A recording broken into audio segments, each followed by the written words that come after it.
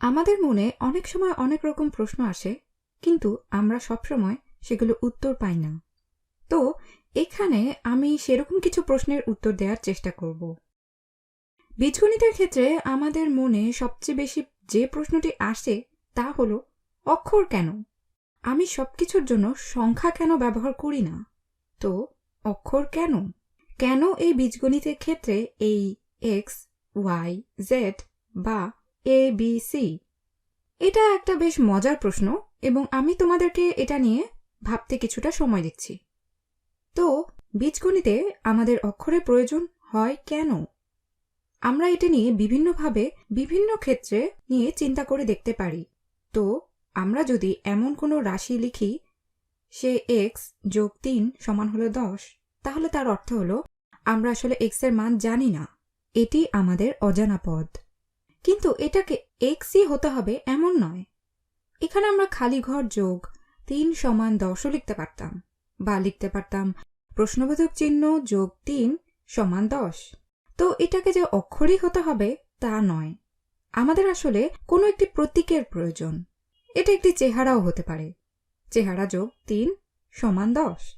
কিন্তু যতক্ষণ পর্যন্ত তুমি জানো না, ততক্ষণ পর্যন্ত সেই সংখ্যাটিকে তোমার কোনো একটি প্রতীকের সাহায্যে প্রকাশ করতে হবে।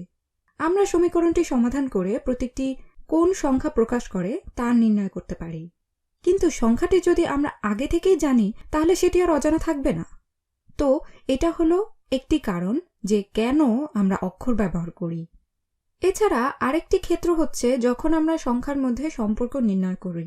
ধরা যাক তুমি আমাকে ৩ বললে, আমি বলবো ৪, এবং তারপর ধরি তুমি আমাকে ৫ বললে, আমি বলবো ৬, এবং এভাবে আমি চলতে থাকতে পারি। তুমি আমাকে ৭.১ দিলে, আমি তোমাকে দিব ৮.১। তুমি আমাকে যে কোনো সংখ্যা দিতে পারো এবং এই নিয়মে আমি তোমাকে একটি সংখ্যা বলতে পারবো। কিন্তু আমি যদি এভাবে সব সংখ্যাগুলোর তালিকা করতে চাই, তাহলে তা অনেক সময় সাপেক্ষ ব্যাপার, এবং আমরা এটাকে সুন্দরভাবে প্রকাশ করতে পারি যদি আমরা অক্ষর ব্যবহার করে এই সম্পর্কটিকে প্রকাশ করি। যদি ধরি যে যেই সংখ্যাটি তুমি বলবে সেটা এক্স এবং আমার সংখ্যাটি ওয়াই, এবং তুমি যে সংখ্যা বলবে আমি তার সাথে ১ যোগ করে তোমাকে বলবো, তাহলে এখন এই সহজ সমীকরণটা দিয়ে আমরা অসীম সংখ্যক এক্স এবং ওয়াই এর মান পাবো।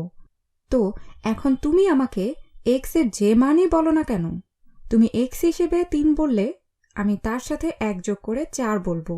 তুমি ৭.১ বললে, আমি ১ যোগ করে বলবো ৮.১। তো প্রতীক ব্যবহার ছাড়া আর কোনো সহজ সুন্দর উপায়ে তুমি এটা ফুটিয়ে তুলতে পারবে না।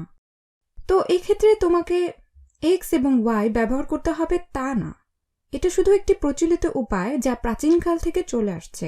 তুমি যেটা বলবে সেটাকে আমি তারা, আর আমি যেটা বলবো সেটাকে আমি চেহারা হিসেবেও প্রকাশ করতে পারতাম।